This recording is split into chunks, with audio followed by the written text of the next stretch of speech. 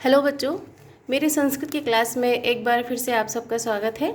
आज मैं आपको संस्कृत में गद्य का दूसरा पाठ पढ़ाने जा रही हूँ, जिसका नाम है कंकड़स्य तु लोभेन। यह पाठ हितोपदेश से लिया गया है। अब मैं आपको भाषांतर कराऊंगी और आप किताब की पंक्तियों पर ध्यान दें। अथ प्रासाद पृष्ठे सुखोपविष्टानां राजपुत्राणां पुरस्तात् प्रस्तावक्रमेण पंडितो अब्रवीत।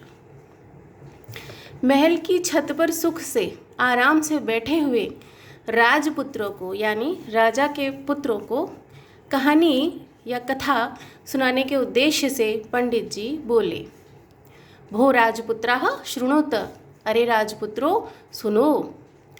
काव्यशास्त्र विनोदेन कालो गच्छति धीमतां व्यसनेन तु मूर्खाणां निद्रया कलहेन वा। पंडित जी बोले कि हे राजपुत्रों सुनो, जो बुद्धिमान व्यक्ति हैं उनका समय काव्य शास्त्र आदि के पठन पाठन करने से मनोरंजन में व्यतीत होता है। व्यसनेन तो मूर्खाणाम निद्रया कलहेन वा, और जो मूर्ख व्यक्ति हैं उनका समय व्यसन करने में, नींद में यानी कि सोने में, और कलहेन वा यानी कि लड़ाई झगड़ा कलेश आदि में करने में व्यतीत होता है।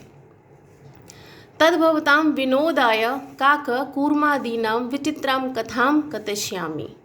अब मैं आपके मनोरंजन के लिए कौवे और कछुए की एक कथा कहूँगा। राजपुत्रैः उक्तम, राजा के पुत्र बोले, आर्य श्रीमान कथयतु, कहिए। पंडितः उवाच, पंडित बोले, शृणुत यूयम्, तुम सब मेरी कथा को सुनो। संप्रति मित्र लाभः प्रस्तूयते, यह मित्र लाभ के प्रकरण से प्रस्तुत है। तत्र इयं प्रथमा कथा, उसमें यह मित्र लाभ के प्रकरण में यह पहली कथा है। कंकड़स्य तु लोभेन मग्नः पंके सुदुस्तरे वृद्ध व्याघ्रेण संप्राप्तः पथिकः समृतो यथा।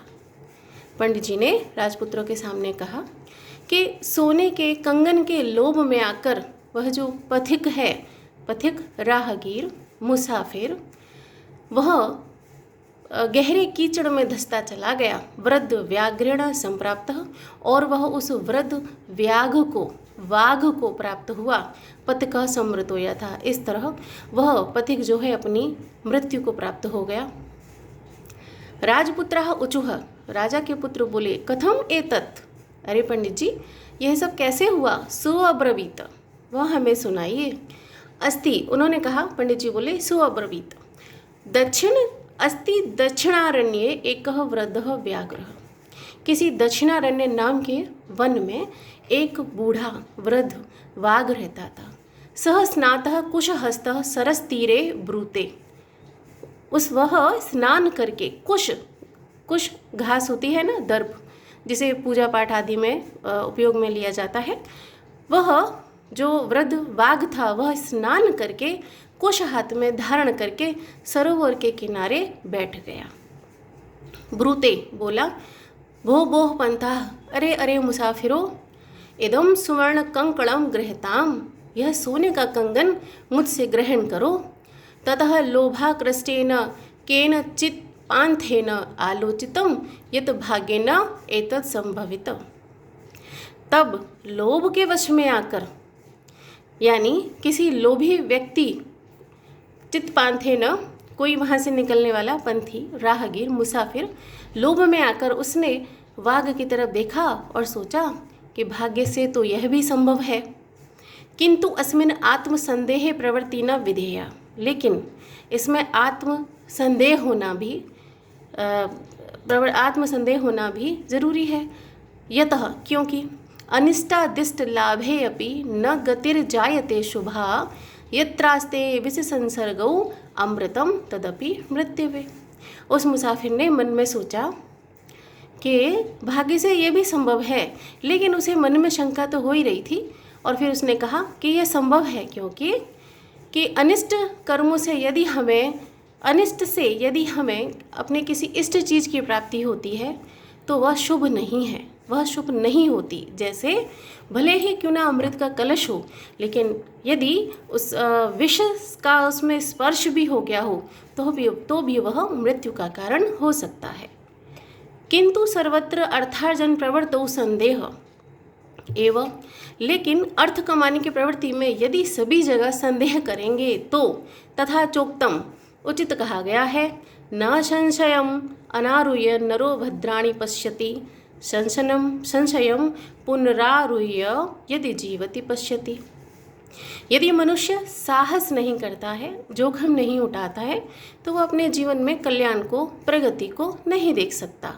संशयम पुनराहुय यदि जीवति पश्यति, और यदि वह साहस करता है, अपने जीवन में साहस करता है और साहस करके कार्य करता है, और यदि जीवित रहता है तो वह अपने जीवन में अवश्य कल्याण को देखता है, सुख को देखता है।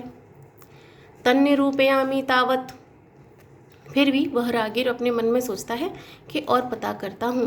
प्रकाशम ब्रूते, जोर से बोला, कुत्र तव कंकणम, अरे वाघ तुम्हारा वह सोने का कंगन कहाँ है। व्याघ्र हस्तम प्रसार्य दर्शयति, उस बाघ ने अपना हाथ ऊपर करके वह कंगन दिखा दिया। पांथो अवदत् कथम मारात्मके त्वयि विश्वासः, वह पंथी फिर भी बोला कि अरे मेरे द्वारा तुम पर विश्वास कैसे किया जा सकता है, क्योंकि तुम तो शिकारी प्रवृत्ति के हो। व्याघ्र उवाच, वाघ बोला, शृणु रे पांथ, अरे राहगीर सुनो, प्रागेव यौवन दशायाम अहम अतीव दुर्वत्तः आसन, मैं मेरे यौवन अवस्था में अत्यंत दुराचारी प्रवृत्ति का था।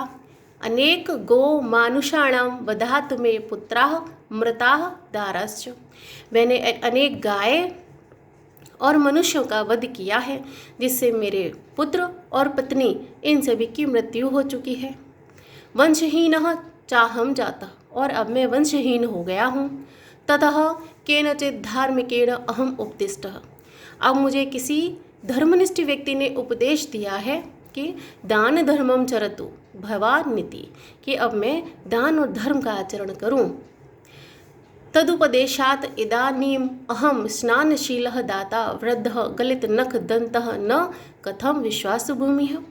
उसके उपदेश के अनुसार ही मैं यहाँ स्नान करके बैठा हुआ यह वृद्ध वाघ, जिसके नाखून और दांत गल गए हैं, क्या अब भी तुम्हारे द्वारा विश्वास के योग्य नहीं हूँ? क्या अब भी तुम मुझ पर विश्वास नहीं करोगे?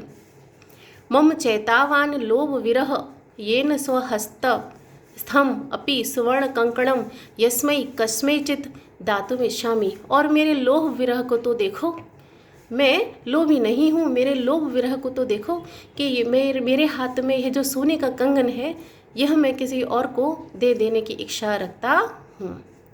त्वं च अतीव दुर्गतः, तुम भी मुझे अत्यंत दुर्दशा को प्राप्त लग रहे हो।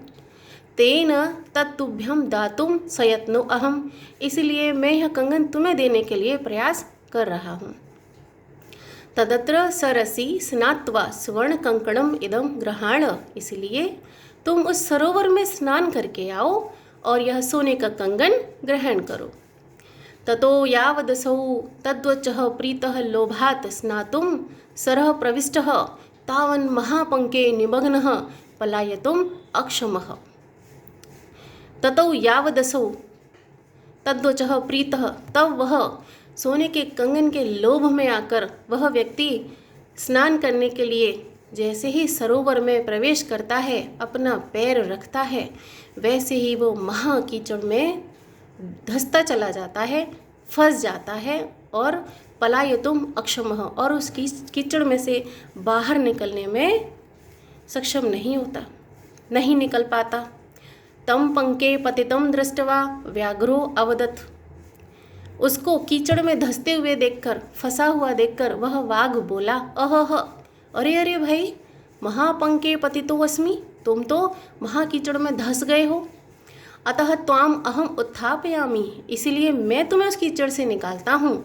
इत्युक्त्वा शनैः शनैरुपगम्य तेन व्याघ्रेण धृतः स पांथो अचिंतयत्, ऐसा कहकर जैसे ही वह वाघ धीरे धीरे उस पंथी के पास, उस मुसाफिर के पास जाता है, तब वह मुसाफिर अपने मन में सोचता है, न धर्मशास्त्रम पठतीति कारणम न चापि वेदाध्ययनम दुरात्मनः स्वभाव एवात्र तथा तिरिच्यते यथा प्रकृत्या मधुरम गवाम पयः। वह मुसाफिर मन में सोचता है कि न धर्मशास्त्र आदि के पठन करने के कारण या न धर्मशास्त्र आदि के पठन करने से न चापि वेदाध्ययनम दुरात्मनः, और न ही वेदों के अध्ययन करने से स्वभाव एवात्र तथा तिरिच्यते, जो दुराचारी व्यक्ति होते हैं उनका स्वभाव कभी नहीं बदलता। प्रकृति ने जिसका जैसा स्वभाव बनाया है वह स्वभाव वैसा ही रहता है। यथा प्रकृत्या मधुरम गवाम पयः, जैसे प्रकृति ने गाय को मधुर दूध दिया है वह मधुर ही रहता है। तन्मया भद्रम न कृतम यदत्र मारात्मके विश्वासः कृतः, फिर भी मैंने यानी कि राहगीर मन में सोचता है कि फिर भी मैंने शिकारी प्रकृति के वाघ की तो प्रकृति है शिकार करना खाना, तो राहगीर मन में सोचता है कि फिर भी मैंने शिकारी प्रवृत्ति वाले, शिकारी स्वभाव वाले तुम वाघ पर विश्वास कर लिया। इति चिंतयन्नेवासौ व्याघ्रेण धृत्वा व्यापादितः खादेश्च। वह मुसाफिर मन में ऐसा सोच ही रहा था कि वाघ उसके पास पहुंचा, उसे पकड़ा, उसे मार दिया और उसे खा गया। यहाँ इस पाठ का यह भाषांतर समाप्त होता है।